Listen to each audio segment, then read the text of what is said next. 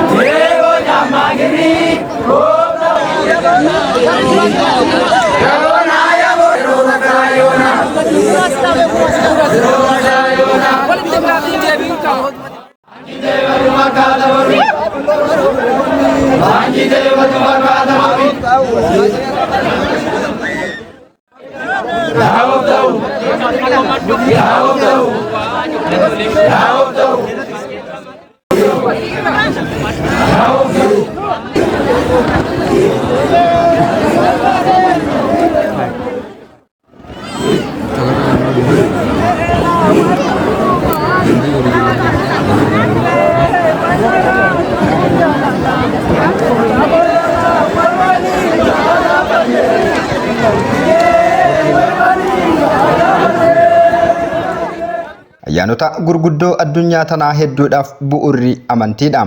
Marree ayyaanni yaadannoo warrabbaa Oromoos ayyaanota gurguddoo hordoftoonni amantii waaqeffannaa kabajan keessaa tokko yoo ta'u, ayyaanni kun fulbaana 19 Harargee Lixaa aanaa Daaroo Labuum konyaa Daaroo Billiqaa galma Agamtiitti kan kabajamuu fi amajjii 3 Shawaa Bahaa konyaa Boosat Faantaalleem galma Boosatitti kabajama.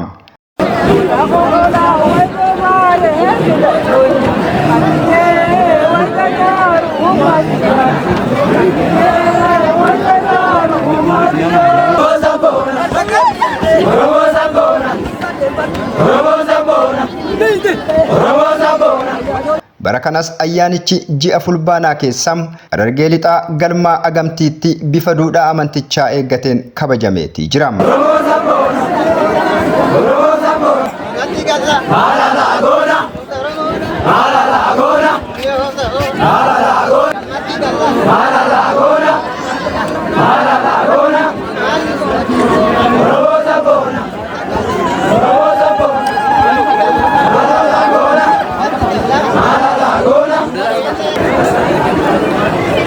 Tani mara nurra haqab tanumta tumonutti haqab gugufa gele hama haqab gada mogole hama haqab ilala ijahama haqab qabenutti gadin izin Oromo ala olayasu galma wala tasisu ebisan dalota sawaqa geru adabane wali gocha turi zandaw ofsa bida dabarre wali dachan Kadagaan nu ceragaan nu haul, iragurarra nu haul, dugogorra nu haul, akka fuute kan dijurra haqab, akka nasibe kan dijurra haqab, akka teorinatu ilmata dijurra haqab, akka tidalinatu ergata dijurra haqab, akka Oromo fi Oromiyaa tanne dijurra haqab, ebisan dalota taisawak, bugadamu. Tole itti aansuudhaan sagantaa keenya sagantaa jeeqarsaati. Jeeqarsa kan nu jeeqaran obbo Raggaasaa Badhaadhaatii fi obbo Qananiisaa Taakkalaa gara waltajjiitti akka nu dhuftan isin jenna. Nagaan oolte Sifoo nagumaan oolle yaaleen biyyoo Rubee dirrisee waaqna diidimmisee yaaleen biyyoo Otuu faalanii waaqa waan jaalanii yaaleen biyyoo Waddeechi jirmaa waaqna geenyi ilmaa yaaleen biyyoo Karruudootti chaawaa wanta tokkicha kan hundaan irraa. Rubee dirrisee waaqna dhidhimmisee kan hundaan irraa. Jirra jirtaa. Nagumaan jirra kan hundaan irraa.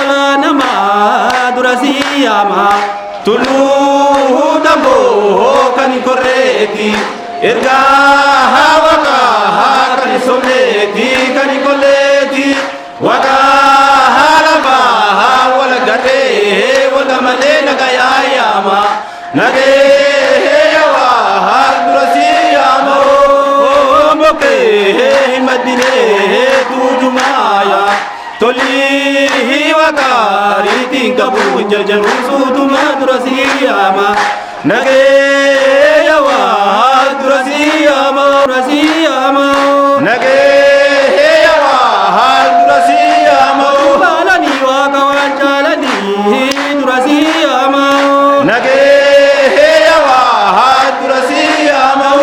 Ayyaanni kun bara kana marsaa 26ffaadhaaf kan kabajame yoo ta'u deeggartoonni fi hordoftoonni amantichaa golee biyyaa hunda keessaa fi biyya alaarraayis walitti dhufuun bakka tokkotti kabajatu. Kun immoo amantichi jaalala, tokkummaa fi obbolummaa gaarii barsiisuu bira darbee amantii nagaa lallabuu fi haqa barsiisu ta'uu isaa agarsiisa. Itti aansuudhaan giddugala hordoftoota amantii waaqeffannaa kaabaa. Giddugala kaabaa yommuu jennu wiirtuu godina Salaalee, wiirtuu godina Walloo, mootummaa naannoo Amaaraatii fi mootummaa naannoo Tigraay akkasumatti kaaba biyyaa kallattii kamiin tole itti mamuudhaan giddugala hordoftoota amantii waaqeffannaa kibbaa. Giddugalli kunis yeroo ammaa kana wiirtuu lama qaba. Yaa ta'u immoo godina Arsii Lixaa, godina Baalee Bahaa, godina Booranaa Bahaa, godina Booranaa, godina Gujii, mootummaa naannoo Sidaamaa, mootummaa naannoo Kibbaa, mootummaa giddugala biyyaa hundumaa warri dhuftan hundumtuu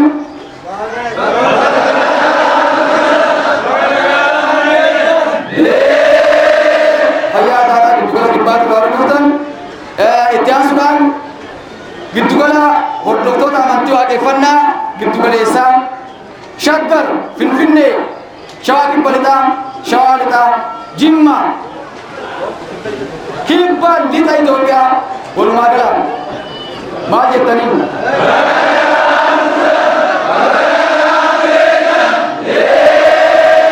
Amma kan argamnu giddugala hordoftoota amantii waaqeffannaa bahaa wiirtuu godina Wallaggaa konyaa hordoftoota amantii waaqeffannaa Daaroo Billiqaa galmaa Gamtiitti. Kanaaf warri giddugala bahaa irraa dhuftan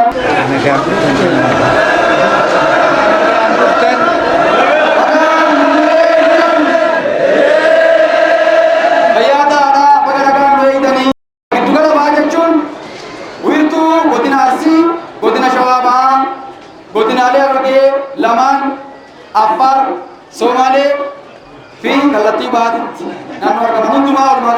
Ayyaana kanarratti barsiisonni fi hayyoonni amantichaa manguddoo Dagalee Abdiisaa Hamoo fi manguddoo Roobaa Waaqayyoo ergaa baga nagaan geessanii hordoftootaa fi jaallattoota amantichaatiif dhaamanii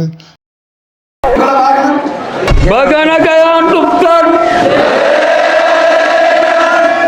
Alti Oromoo walgeessee baga nagaan dhuftan. Ayyaana warra abbaa isaanii laallattanii haadhaan dhadhaabbatee guggubuu nutti ta'e dhiyoo sana san hundaafu waa'ee inni duuba dabarsee har'a karaa nagayaatiin karaa gammachuutiin baga nagaan dhuftan. Akkasumas mana Oromoodhaatti kan bayaa seensaa kaabaa dhuftan hundi keessanuu baga nagaan as geechan. Baga ayyaana yaadannoo Oromoo hundee. Akkasumas warri ayyaana kana murteessuudhaaf dhaloonni diinagdeedhaan humnaan yaadan nurratti argamtan hundi keessanuu galatoomaa ayyaanni yaadannoo warra abbaa Oromoo sababa diigamuu amantii waaqeffannaatiin jaarraa hedduuf adda citusim ayyaana dur waaqeffattoonni sirna amantii isaanii keessatti kabajachaa fi ayyaaneffachaa turan ta'uu dubbatanii har'a garuu amantii keenyatti waan deebineef ayyaana kana kabajannaa jedhan. Yeroo sagantaa isaanii cufa jiru san kan gaggeeffachaa turan ta'uusaa namni beekudha qabaa jechuudha baasan. Ayyaanni yeroo darbee kan akaakota kan abaabota keenyaa san ta'uu duraanis gaggeeffachaa akka turanii fi adeemsan addaan citee amma haaraa citee jechuudha. Kanaafuu dur jira jechuu barbaadeetu. Uummanni Oromoodhaa dur ayyaana akkasii qabaa sagantaa isaanii keessatti jedhee sagantaa uummata kana barsiisutu akka ayyaana kanatti deebi'u dura kan qabnus beeknee ammallee ayyaana kana yaadachuun milkii dhaloota kanaa akka ta'e isaanirraa barreen akka jiruu fi akka immoo gartee of dura milkii itti argannu gaggeeffachuu keessatti abbaa gadaa yookaan Dagalee Abdiisaa isaan illee umrii isaanii haaraa asuma jechuun barbaada.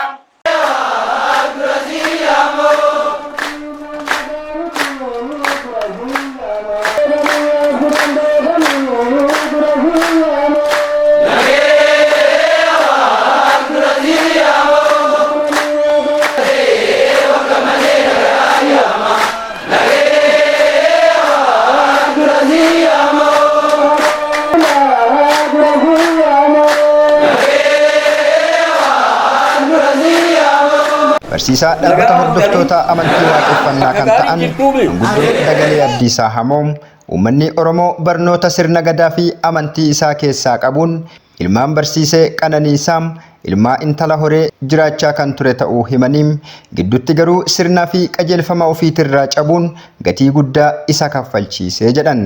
Haa ta'u malee baraa fi gadaa lakkaa'ee sirni keenya waan nu deebi'eefim akkaataa qajeelfama heera uumaa kabajnee of taanee jiraachuu qabnaa jedhan. Jalqabaan takka lama dura kaayatee sanii irratti ilma dhalee intala dhalee guddifatee itti jiraatee as ga'ee jechuudha. Waan san dhabeeti biraa dhabama tahee akka waaqa amma as deebi'ee jechuudha. Saniifuu waaqeffataa ta'uu ibsa'uudha. Ibsa'uun heera uumaatii mire uumaatu ibsitaasise ibsa'uu waggaa ja'an ibsa'uu dhiibtee gara biraabaa deemtane heera uumaati ibsaatee wal taatee abbaa waaqeetii taatee jiraachuu guyyaa eeti. Yoo ta'an abbaan ofii ta'anii wanni keenya maali? Wanni Oromoo qabdu maali? Wanni Oromoo qabdu guyyaa kaarraa kana qabdiinire egaa guyyaa kaarraa kana qabneeti rakkoon mudataa turee jechuudha. Waan qabnu biraa wanni nu dhabsiise guyyaa har'aa kana dhabuu jechuudha. Wanni Oromoo qabdu guyyaa kaarraa kana guyyaa dhuftee itti wal agartu. Baariyaa bakka takkatti sagantaa ofii uummanni Oromoo gaggeeffatu sagantaa takka qabaachuudha dhabee jechuudha uummanni Oromoodha. Amma immoo sagantaa takka qabaachuu tanaan walitti deebinee wal argannee dhaloota tokko ta'uu wal beennee eenyummaa keenya barree waan qabnu barree waan waliin dhabne barree jiraannaa jechuudha. Namni yoo of ta'ee jiruu gaarii jiraata. Yoo akkas ta'uu baate yoo of ta'uu baatan jiraachuu hin danda'an. Amantiin waaqeffannaa barnoota amantii kan mataa isaa kan qabu yoo ta'u kunis qajeelummaa, haqa, nageenyaa fi obbolummaa barsiisuun dhaloonni of ta'ee wal ta'ee qajeelfama heera uumaatiin bobba'ee nagaan akka jiraatu taasisa. Uummanni Oromoo jiruuf jireenya isaa keessatti akka ibiinitti ittiin jiraatee garaa gubbaa isaatiin wal jala yaa'adha. akka ifiinitti galaabobbaa wal tiisee wal jiraachisaan if jiraachisee wal jiraachisaadha ittiin lafa kanarra jiraachaadhaa turan qabxiilee digdamman kana keessa jiraa jechuudha guutumaan guututti jireenya namaatiif jireenya uummata gurraachaatiif jireenya warra abbaa oromootiif nageenyaan nagayuma jiru waliin bobbaanii galuudhaaf waan silaa dhalti namaa takka lafa kanarra jiraachuudhaaf akka itti waliin jiraatan heerratanii lafa kaayyatanii jechuudha akka itti waliin jiraatan lafa nagaa osoo nageenyi jiru osoo wanni takka hin dhufin osoo rakkoon takka hin jirre lafa nagaa 30 uumaa hambaa kana tumatanii heerratanii lafa kaayyatanii jechuudha kanaaf 30 uumaa hambaa kana jedhu akka kanatti uummanni Oromoo heerratee lafa kaayyate isaan kun yoo maali 30 isaan heerratanii lafa kaayyatan kun kudhan gorsuudha kudhan dhoysuudha kudhan gorsuudha jechuudha. Dhaabbanni hordoftoota amantii waaqeffannaa giddu gala 5 wiirtuu 13 fi konyaa 36 kan qabu yoo ta'u galmoota sagantaa idilee dilbataa fi jimaataa gaggeeffatan 508 of jalatti qabachuun tajaajila barnoota amantii kennaa jira jedhu itti aanan hojii gaggeessaa dhaabbata hordoftoota amantii waaqeffannaa obbo Ayyaanoo Dameem. Beekamtii erga argatee gadaa tokko xumuree gadaa lammaffaa jalqabee jira. Akka dhaabbataa itti biyya kana keessa socho'uu irra jalqabu yookaan beekamtii kan arganne Hagayya 27 bara 2005 Sadaasa 13 bara 2006 koree dhaabbata hordoftoota amantii waaqeffannaa sadarkaa biyyaa jiru hundeeffachuudhaan hojii amantii waaqeffannaa raawwatan mootummaa waaqeffannaa biyya keessatti jalqaba. Yeroo ammaa kana dhaabbanni hordoftoota amantii waaqeffannaadhaa giddu gala 5 wiirtuu 13 koonyaalee 36 biyya kana keessaa qaba jechuudha.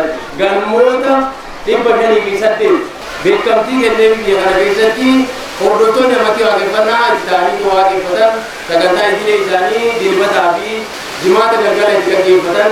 Amantiin waaqeffannaa durirraa kaasee amantii gurraachota Afrikaa fi dhalattee lafa gurraachotaa taatee uummaticha haqaa fi sirna isaatirratti tiksaa kan turte taatus sirna isaatirraa diigamuu uummata gurraachaatiin uummatichi sirnaaf qajeelfama isaa dhiisee sagantaa biroo jala bobba'uuf dirqame.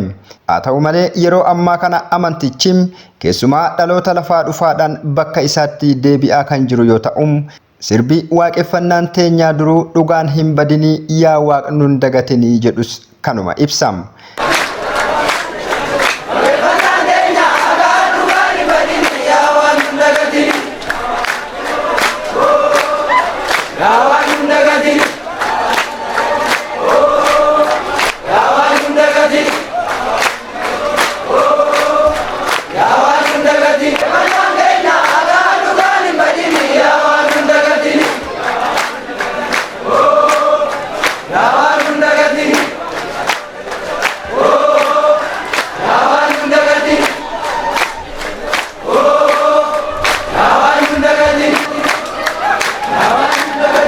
Dhugaa dubbachuun dhugaadhaan lafa kanarra jiraachuun uummata Oromootii miti dhala namaa biyya kana keessatti addunyaa kana keessatti ni fayyada.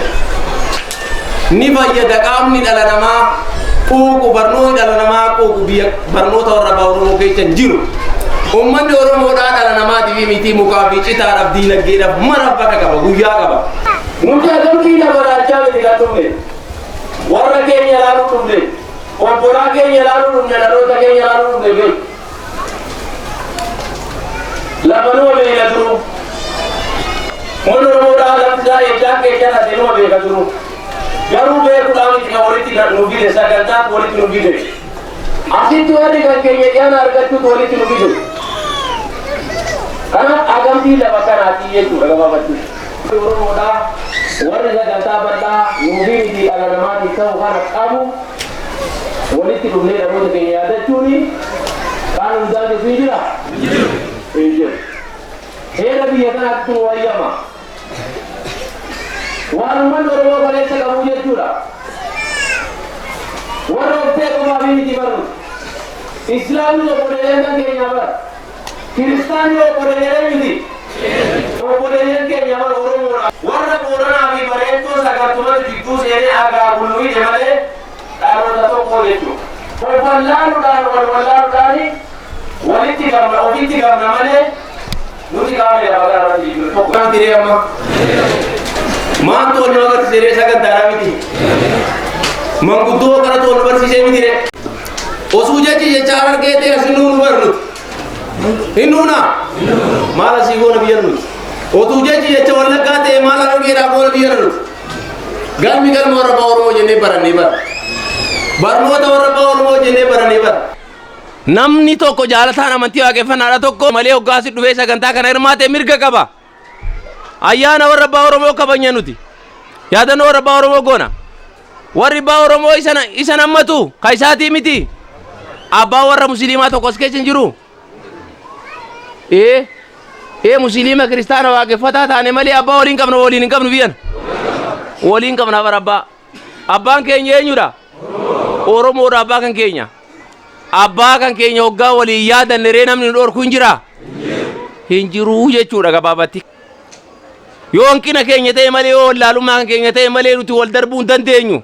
Uumatu walitti nu hidhe. Akkana moo akkasii miti biyyan?